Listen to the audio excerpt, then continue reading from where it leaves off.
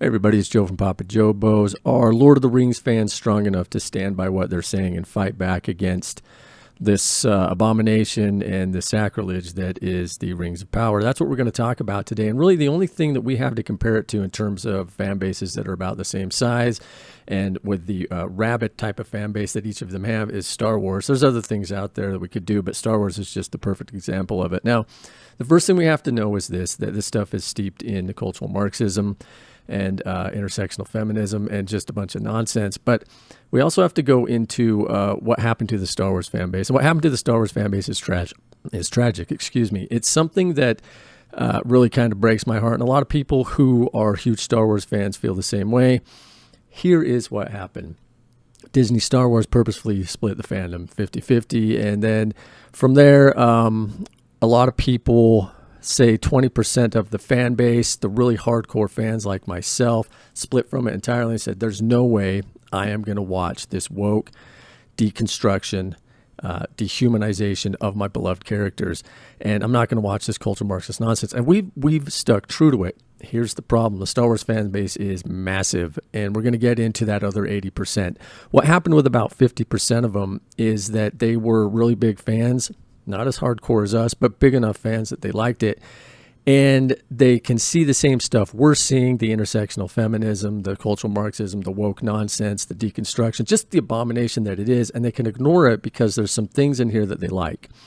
There is a massive channel out there that I used to subscribe to that I don't anymore because he is doing that. And it's sad to watch because he has videos saying how much he hates some of this stuff, but he's willing to ignore what's happening now. Anyway, I'm not harping on him. I guess if he wants to do it. Oh, wait, let me stop there. I'm not someone who says that. I'm not going to say it's okay for you to watch that. I really think you should be fighting this because it goes beyond just movies. So you got about 50% of the fan base that's in there, and they've just sold out. They're going to stay there. They're probably not going anywhere.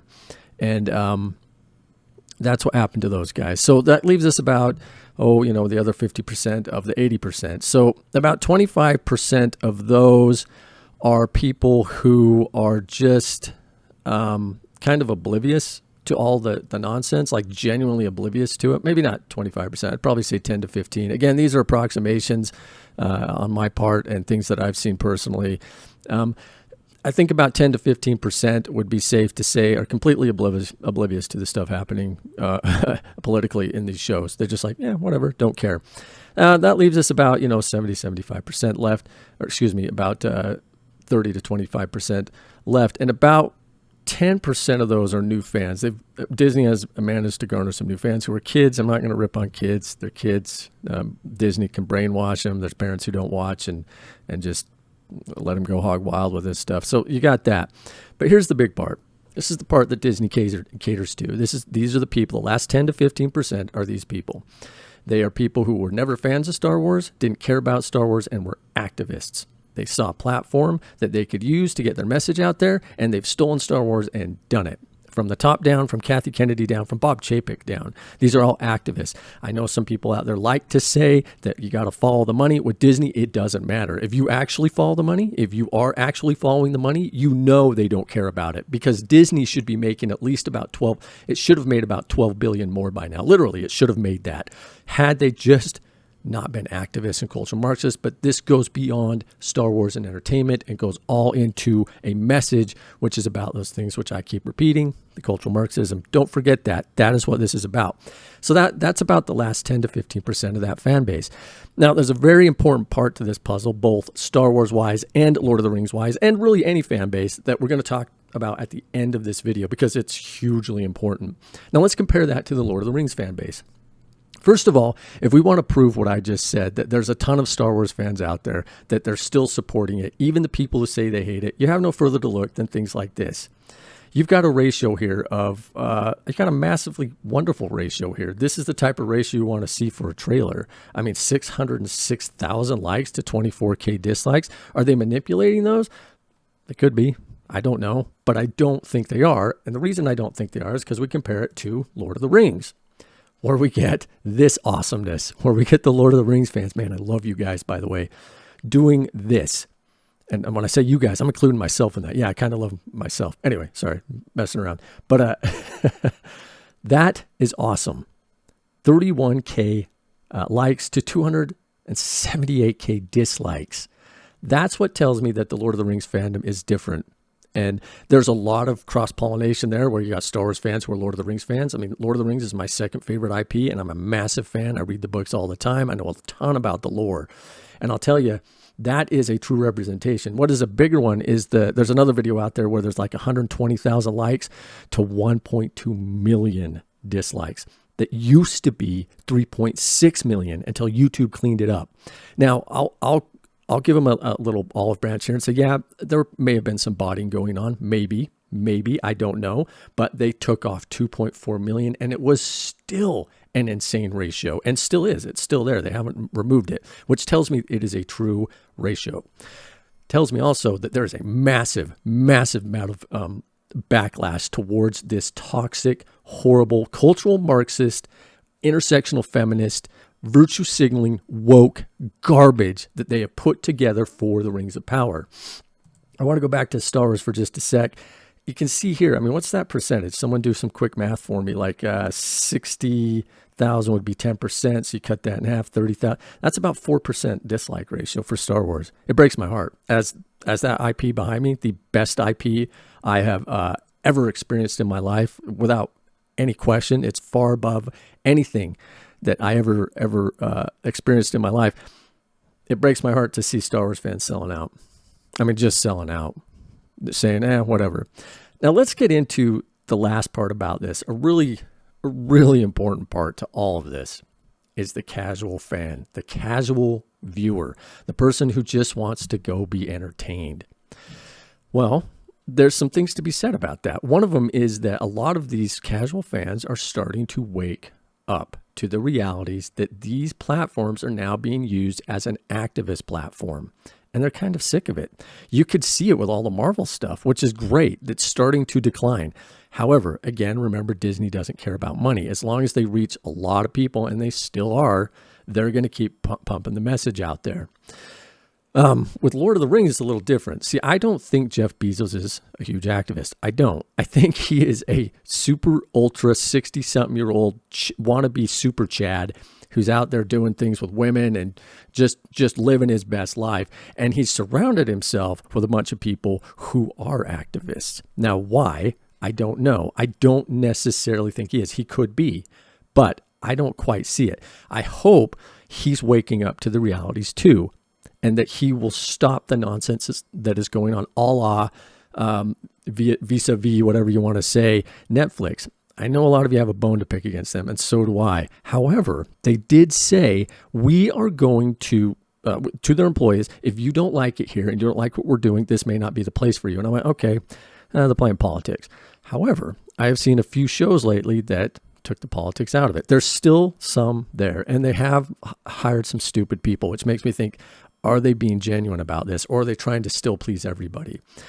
I think they're turning a corner. I think that their CEO actually cares about money. Could be proven wrong on this, but I think they do. Let's get back to Amazon and the fandom. I think that what's going to happen with this is that you're going to have, unfortunately, some people who do go to the dark side, who do cross over. And man, so many Star Wars fans did it. It just irks me to no end. And you big YouTubers out there who sold out, you should be embarrassed. I'm not going to say you should be shamed, because that's a bad thing, but you should be embarrassed about it. You really should. It's horrible what you've done, selling out and just saying, You know what bugs me the most is that you guys don't care about the lore. The lore is the most important to any nerd who loves this stuff, to any geek who is just a Star Wars freak. The lore means everything, and they've broken it time and time and time again. And you guys keep watching it, expecting it to change. It won't. Again, they don't care about money. Even if you did keep watching it, they probably would just keep putting out the same stuff. But you never know. Maybe I'm a little wrong there. Maybe money would speak. But you guys would all have to quit watching. I don't support you guys watching it. I know there's a lot of YouTubers out there who go, hey, watch what you want, do what you want to do. No, you don't support cultural Marxism. You don't. It's a horrible thing. Back to the Rings of Power and this awesome ratio. I think what's going to happen is you might have about 10% of the fan base who crosses over, watches this stuff, gives them money. You're probably going to have about 20% still watch it, and just kind of ironically to say they hate it. And there's going to be YouTubers that have to watch it. And I'm really conflicted on, I don't want to watch this junk. I don't want to watch it at all. But there's a part of me that's like, okay, I want my channel to grow. So do I watch it or not? I don't know. I'm not someone who pirates stuff. I don't like doing that. It's dishonest. But if it's cultural Marxism and it's communist, then my opinion might be changed on that. I'm just saying, if I'm supporting communism or Marxism in any way, yeah, I could see myself crossing over and maybe doing that.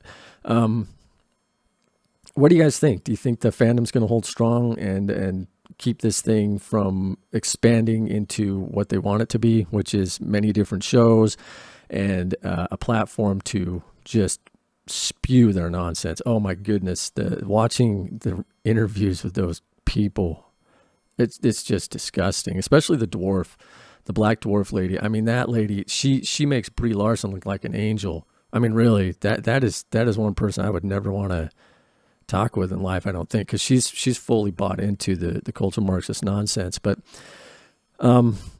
yeah, I don't think that the Lord of the Rings fans are going to cross over, most of them, but I think you'll get about 10% that do. And if they do, that might give them enough ammo to keep going. It's something that we kind of saw with Wheel of Time, another franchise that I'm a pretty big fan of. I have a video on it. Now, let's get back to the normies, the people who just want to go enjoy it. That's our biggest problem right there. Those are the people we need to wake up to this stuff, because in reality, what's probably going to push this to another season are just a bunch of people who don't pay attention to any of this.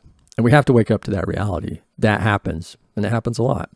Unfortunately, those people will tune into this. And here's the thing that's cool. If something strikes them as bad, which something in here is going to strike them as bad, they'll quit watching just because they want to watch good shows. Yeah, there was one last thing I wanted to touch on, and I can't remember what it was. I think, yeah, it was the look of the show. That's going to attract a lot of people. I know. I have a video, I think, saying I didn't like the look of it. Look, if we're being honest, it got $1 billion budget. It looks good. I just have to say it. It looks fine. Not fine. There's some scenes that look cool. However, there are some scenes that look glass and weird and wooden and odd. A couple, but most of it looks fine. You got to admit that, or you don't have to. You can admit whatever you want. But I had to come to the realization, yeah, it looks fine. And that's going to appeal to some people, just the special effects alone. I hope the normies don't kill us on this. I hope that they don't keep this abomination going. I hope that they see how sincere and passionate we are about this IP and how much we love it and how much it means to us in our hearts and minds. If you're out there and you're a normie and you're watching this, consider what you're watching. Consider the woke Marxist propaganda that you're supporting, and then don't. Flat out, don't. I'm Joe, Papa Joe Bose. See ya.